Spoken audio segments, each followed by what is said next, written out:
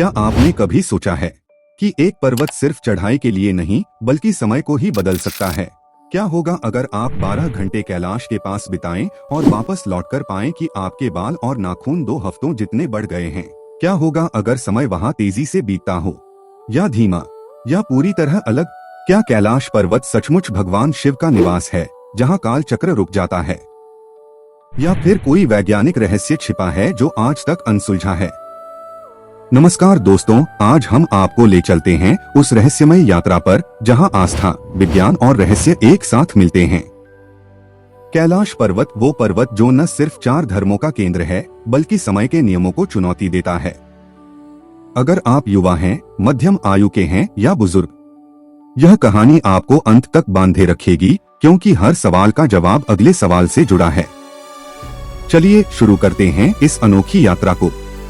सबसे पहले जानते हैं कैलाश पर्वत को। तिब्बत के पश्चिमी हिस्से में 6638 मीटर की ऊंचाई पर स्थित यह पर्वत हिमालय की गोद में बसा है। यह माउंट एवरेस्ट से काफी कम ऊंचा है, फिर भी आज तक कोई इंसान इसकी चोटी पर नहीं चढ़ पाया। क्यों? क्योंकि यह सिर्फ एक पर्वत नहीं, यह भगवान शिव का निवास माना जाता है। हिंदू धर्म में इसे कैलाश कहा जाता है, जहां शिव पार्वती विराजमान हैं। बौद्ध धर्म में यह चक्रसंबर का घर है। जैन धर्म में यहाँ ऋषभदेव ने निर्वाण प्राप्त किया, और बौद्ध धर्म में यह 9 मंजिला स्वास्तिक पर्वत है। 4 धर्म एक ही पर्वत, क्या यह संयोग है या कोई बड़ा रहस्य? अब बात उस रहस्य की जिसके लिए आप इंतजार कर रहे हैं, समय का रहस्य। कई यात्री, तीर्थयात्री और खोजकर्ता बताते हैं कि कैलाश के आसपास समय अलग तरह से बहता है। एक आम अनुभव है, बाल और नाखून असामान्य रूप से तेजी से बढ़ते हैं।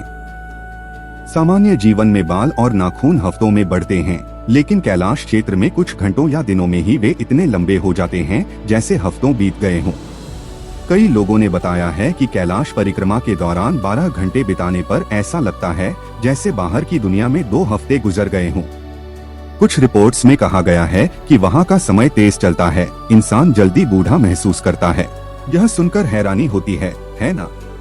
लेकिन यह कोई नई बात नहीं। सदियों से यात्री ऐसी बातें कहते आए हैं। तो क्या कारण है? चलिए वैज्ञानिक नजरिए से देखते हैं।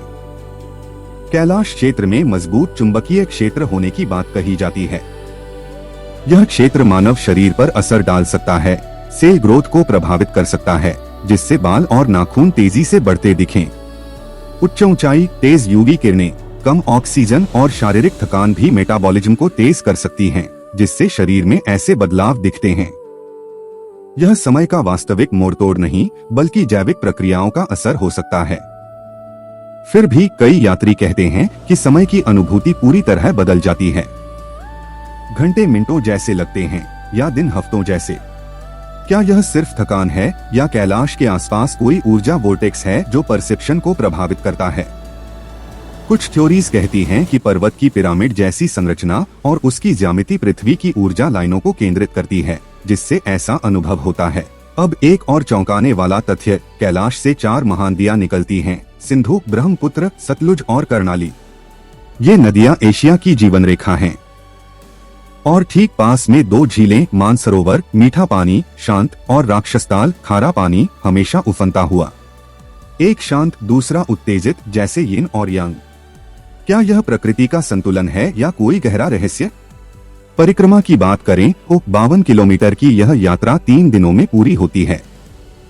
कई लोग दंडवत प्रणाम करते हुए चढ़ाई करते हैं, जिसमें महीनों लग जाते हैं। 108 परिक्रमा करने से जन्म मरण से मुक्ति मिलती है, ऐसा मान्यता है। लेकिन यात्रा के दौरान कई लोगों को अजीब अनुभव होते हैं, दिशा भटक जाना, कंपास काम न करना, रात में ओम की ध्वनि सुनाई देना, या आकाश में नाचते प्रकाश के गोले दिखना।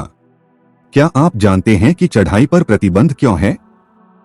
1926 में ब्रिटिश टीम, 2001 में जापानी टीम, सभी असफल हो गई। मौसम बिगड़ना, बीमारी, अजीब घटनाएं। चीन सरकार ने धार्मिक सम्मान के कारण चढ़ाई पर रोक लगा रखी है।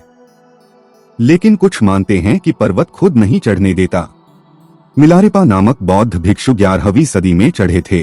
वे एकमात्र व्यक्ति जिन्होंने सफलता पाई और वापस आए। अब सोचिए, अगर समय अलग चलता है तो क्या कैलाश कोई आयामों का द्वार है? पुराणों में इसे विश्व का केंद्र कहा गया है। मेरू पर्वत, क्या यहाँ से अन्य लोगों का रास्ता है? वैज्ञानिक कहते हैं कि कोई सिद्ध समय यात्रा नहीं, लेकिन अनुभव इतने मजबूत हैं कि वे अनसुलझे रहते हैं। दोस्तों, कैलाश सिर्फ एक पर्वत नहीं, यह आस्था का प्रतीक है, रहस्य का स्रोत है और समय के सामने एक सवाल है। वहां जाना मतलब खुद से मिलना है, अपने भीतर के समय को समझना है। अगर आप कभी कैलाश मानसरोवर यात्रा पर जाएं, तो याद रखिए, वहां समय अलग नहीं चलता, शायद हमारा नजरिया अलग हो जाता है। क्या आप तैयार हैं इस रहस्य को और गहराई से समझने के लिए? क्या आपने कभी ऐसा अनुभव किया है? कमेंट में बताइए।